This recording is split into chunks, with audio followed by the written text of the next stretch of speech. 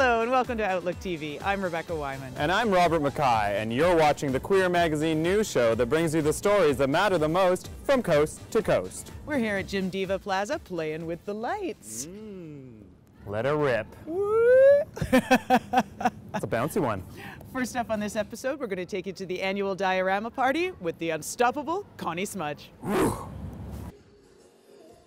Oh, hi, kittens. It's your intrepid reporter, the unstoppable Connie Smudge, right here at Celebrities in downtown Vancouver. We're here for diorama number 27, my kittens. I cannot wait to show you. It's a cavalcade of stars. There's creativity, there's generosity, there is so much community spirit here. I cannot wait to show you. I want to introduce you to everybody. Come with me. I can't wait to show you Diorama 2016. You took this over from the fabulous Janine Fuller and Julie Schauer. And tell me, what brought you to this point? Well, Janine and Julie has been doing this party for 25 years, and it's an institution. It's like it's not Christmas until the diorama party on Davie Street. And when Janine and Julie decided that they were ready to retire, and Janine and Julie said, "Hey, Carmen and Elena, do you want to take over this party?" It was like such an honor. Totally like, right. It's such an honor to carry on this party for another couple of years. Year 27. We are here for charity. Tell us what charity we're doing tonight. The Atira Women's Center. Tell me what they do. They are a women's center, and they do transitional housing for women who've been experiencing violence in their life. The really wonderful thing that's about Atira is it's women and trans women. So they do not, it's if you say you're a woman and you need help and you're escaping violence, they have lots of programs for children to help you find housing, to help you find recovery services. Such important services. Yeah.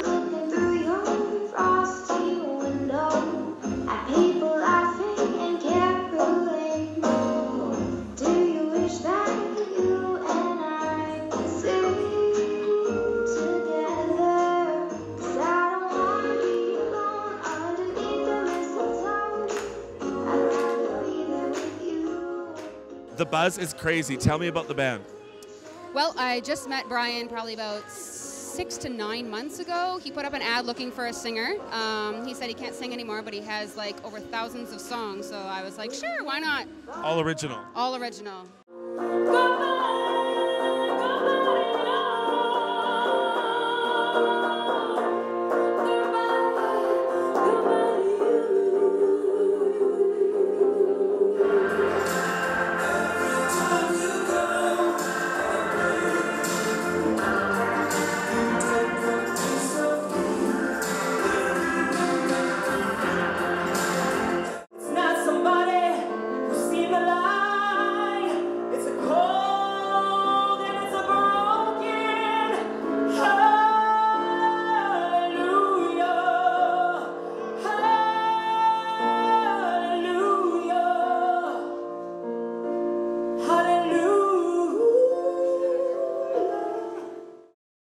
Up next, we're going to take you to Red Ribbons for Life 9.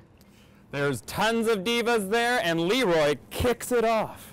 So as the days get more festive, so come out the merry and the gay. Today we are at the historic Columbia Theatre in New Westminster to show you Red Ribbons for Life, where we're literally painting the town red, and there's tons of drag queens, there's a doctor in here, I'm gonna get some interviews and nab me a husband. Diamonds are forever. They are all I need to please me. Red Ribbons for Life is in its 9th year. It was started out of the U.S. HIV travel ban. Back in 2007, I was rejected entry into the United States because I was HIV positive. So we overturned the ban in 2010, but in the meantime, we've been doing this thing every year, and it's grown exponentially, and it's a fundraiser for the Surrey HIV Jeff Mahler Food Bank. We have an amazing impersonation show featuring some of the most incredible performers from downtown Vancouver and locally, all impersonating iconic legends. So it's going to be a very exciting evening, and we're anticipating a wonderful show.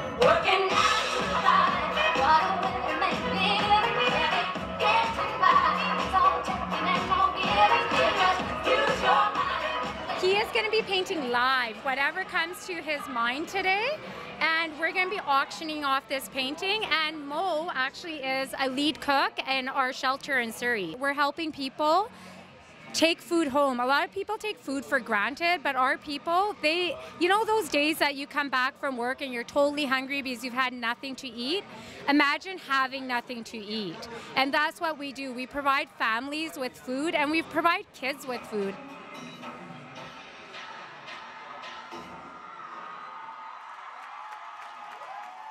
And it's amazing the people that are out there that want to help, are willing to help, give their time, their energy, their money, you know. It's fabulous. It really is. And then I saw the tears welling up in her troubled eyes as she started to speak. Vancouver, the season is coming up for giving. Give when you can, and give to the charities that you know are going to help your community. When we meet again next year, may we celebrate the reduction in the number of overdose deaths, knowing that because we contributed, we helped them in some small but important way to get a fresh start in life. And from a night of fun and fundraising, I'm ready for the next party. So I'm going to say good night. My name is Leroy Wan, and you're watching Outlook TV. We're going to have to take just a little break now. I need warmth, Rebecca. Hold me.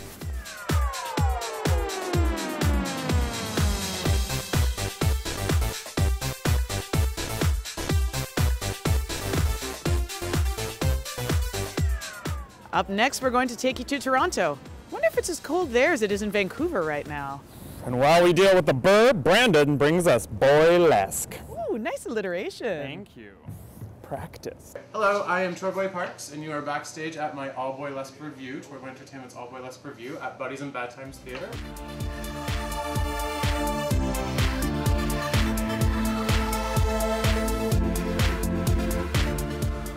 And then what can you expect from the show tonight? You can expect extremely good-looking men taking their clothes off in a very fun manner. We have some that are comical, we have some that are more serious, we have some that are dancey. A nice variety of different types of performances.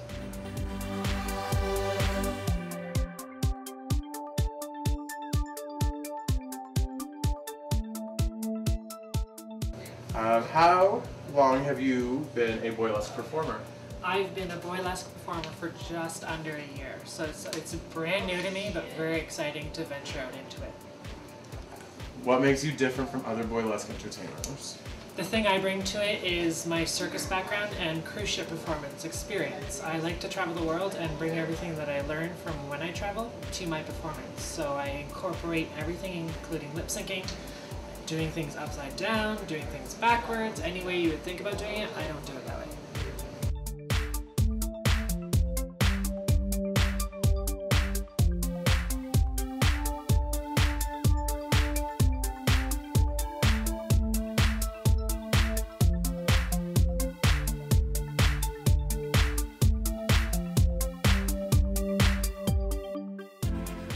Do you perform for non-LGBTQ audiences, and if so, how is it usually received?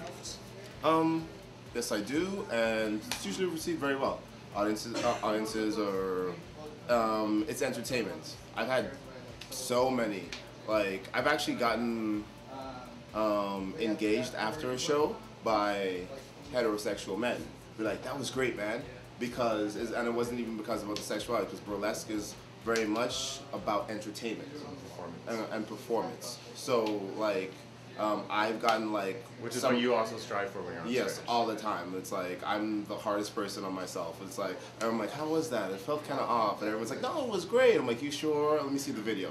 Like, I'm very much, I strive to entertain.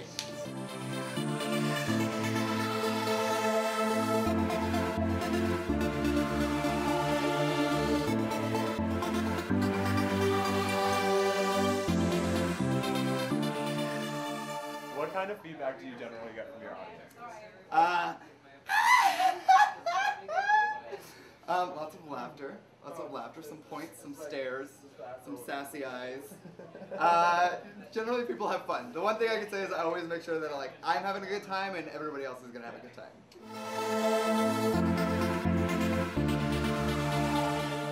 I am Troy Parks from Troy Entertainment, and this is reporting from Outlook TV.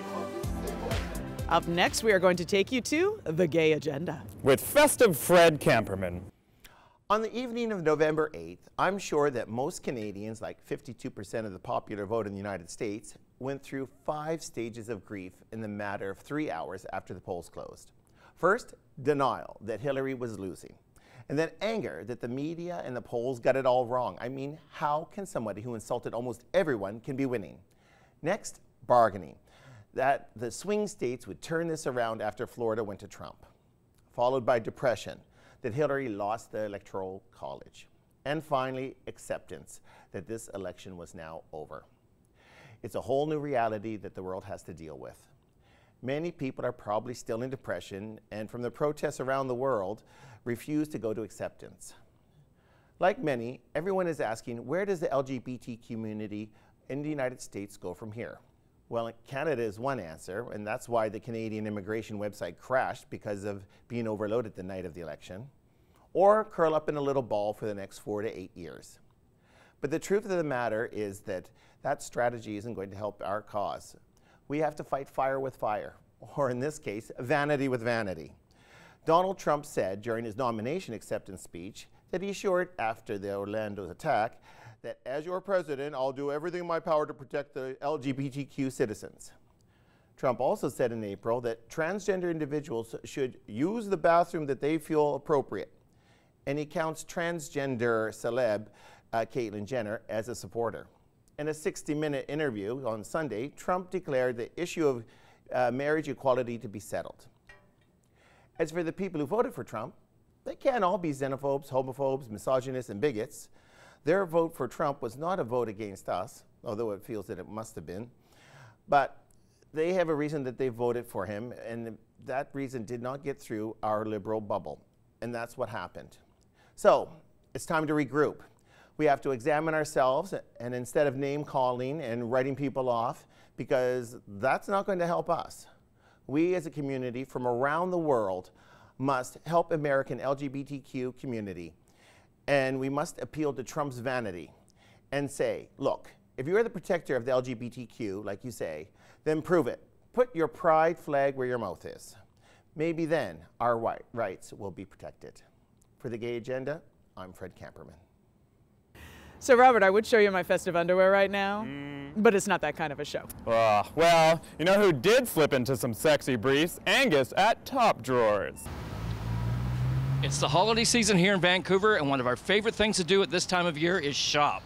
Whether it's that perfect gift for someone special or the perfect party outfit for those festivities, let's go in and see what's available. Can you tell us a little bit about how long you've been here and what you've done? Actually, it's almost 25 years. It will be this spring. So it's pretty nice that you're here.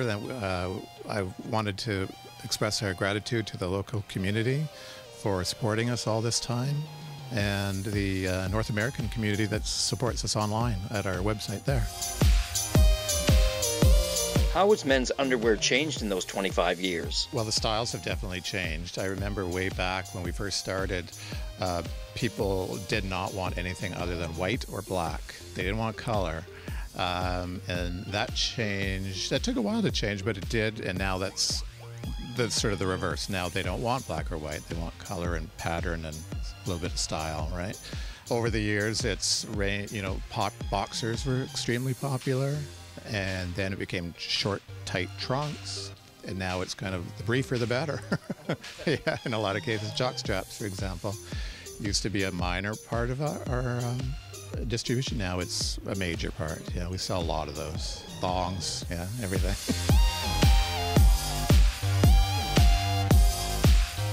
Any ideas for a general gift?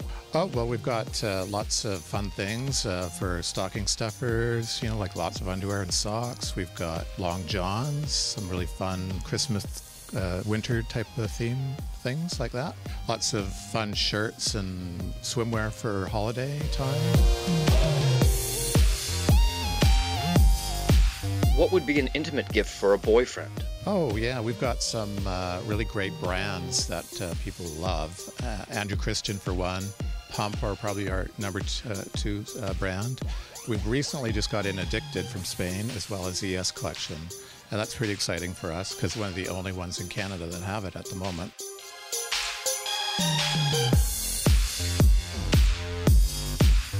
Is there anything for men going to the pool party at Whistler Pride and Ski Week? We try to really stock a lot of swim at this time of year because of events like that and holiday time. So we're full up with lots of different types of swim now. Everything from bikinis to board shorts and everything in between. For partying this season, what is there? Sure, we've got lots of fitted shirts, which are great for New Year's parties. Some ES jeans that would really go with it well. Tank tops, if it just depends on the kind of party you're going to, I guess.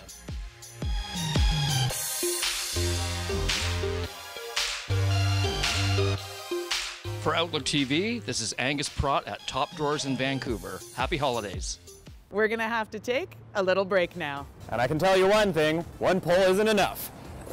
Get them all! Get them all! This is Jackie Beat, and you're watching Outlook TV. Welcome back. You're watching Outlook TV.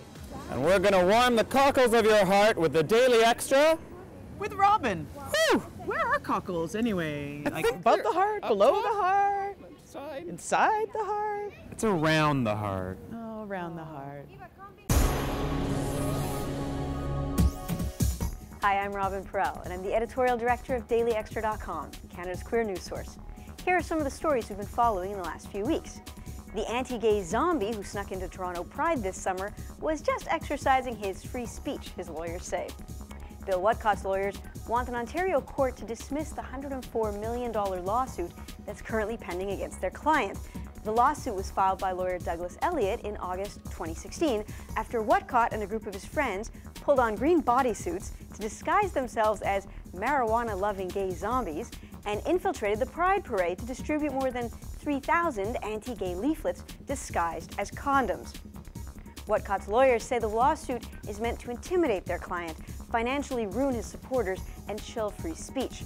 He shouldn't have to adhere to politically correct thought in order to participate in Pride, they argue. The lawyer who filed the suit says he wants the court to prevent Whatcott and his associates from crashing any more Pride parades in Canada. The case is scheduled for a hearing in February 2017. Despite the lawsuit, Whatcott continues to pack fake condoms. In late September, he gave Daily Extra a behind-the-scenes glimpse into one of his fake condom packing parties at a pastor's home in Delta, about an hour south of Vancouver.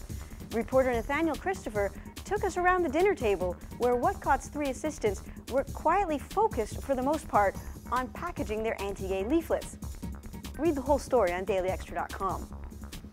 Meanwhile, on Parliament Hill, the latest version of Canada's trans rights bill looks like it might actually clear the Senate this time, if a survey by Daily Extra is any indication.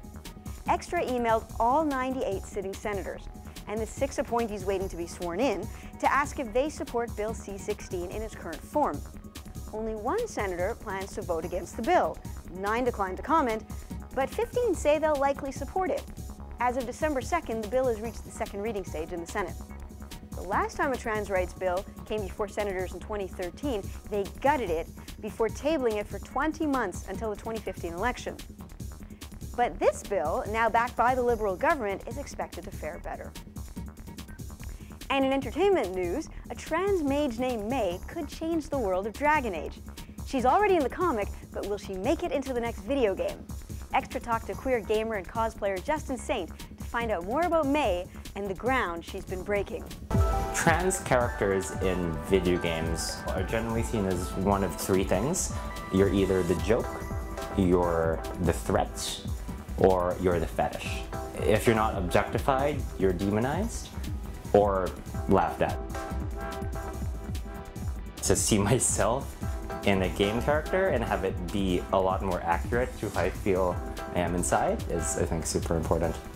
May is incredibly groundbreaking because she was the first character ever created for the Dragon Age universe that was explicitly trans. To watch the full video and to follow Justin as they cosplay May at Fan Expo, go to dailyextra.com. And for much more local, national, and international news, go to Daily Extra, like our Facebook page, and follow our Twitter feeds. This is Robin Perel from Daily Extra in Vancouver for Outlook TV. Rebecca, I have to tell you something. What? I was haunted last night by a ghost. Was it the ghost of Christmas trash? It was! We're at XY Nightclub in Vancouver, and we've got a special guest that flew in this afternoon. We're here to see Jackie Beat perform The Ghosts of Christmas Trash. Dirty sidewalks, filthy sidewalks, full of social rejects. I'm doing my annual holiday show, and I call it a holiday show, not a Christmas show, because I want everyone's money no matter what BS they ascribe to this time of year. Can you give us a little bit of background about you? Well, first of all, I feel sorry for anyone who doesn't know who I am. Second of all, I've been doing this over 25 years, and if you have Google, get your act together and type a few letters into your keyboard and find out who I am. I grew up in Arizona, and then I moved to Los Angeles in the 80s, which was amazing. Like the music scene, it was all new wave and K-rock on the radio. It was so unbelievable time to be there, so creative and fun. And then 1996, I gave up my apartment and put everything in storage and drove my dogs to my sister's house in Arizona and went to New York for what I thought was going to be a brief period, but I stayed 5 years. These past 8 years have been classy and swell. Thanks to Obama and his wife, Michelle. Well, I've been on the TV show Sex and the City, and I have written for and was the opening act for Roseanne. I write for a lot of people. I used to write for Joan Rivers. I write for Margaret Cho. I write for Ross Matthews. So I write for Elvira. Yeah, so anybody who likes tasteless, broad jokes. Yeah. Okay, cool. Now, where are you going after Vancouver? I did Palm Springs, Los Angeles. After Vancouver, I go to Calgary tomorrow. I think it's 10 below. After that, New York and San Francisco. You sort of boast the biggest bitch in the world on your website. Well, yes, I mean, listen, like I said, in real life, here I am on stage singing about sex, drugs, drinking too much. I don't even drink. Like, I am seriously the most boring person on the planet. I consider this a high concept character like Elvira or Pee Wee Herman. So, and being a bitch, I'm actually the nicest person you'll ever meet. Santa's baby is growing here inside of me now. Like, wow, I'm gonna be the... For Outlook TV, this is Angus Pratt in Vancouver. Unfortunately, that is all the time we have for this very cold episode of Outlook TV. But fear not, we will be back with a retrospective in a couple of weeks. And don't forget to follow us on Twitter, like us on Facebook, or send us an email if you want to volunteer with us, because we're fun. We are. Thanks so much for joining us. I'm Rebecca Wyman. And I'm Robert Mackay. Stay fabulous, Canada. I forgot the line.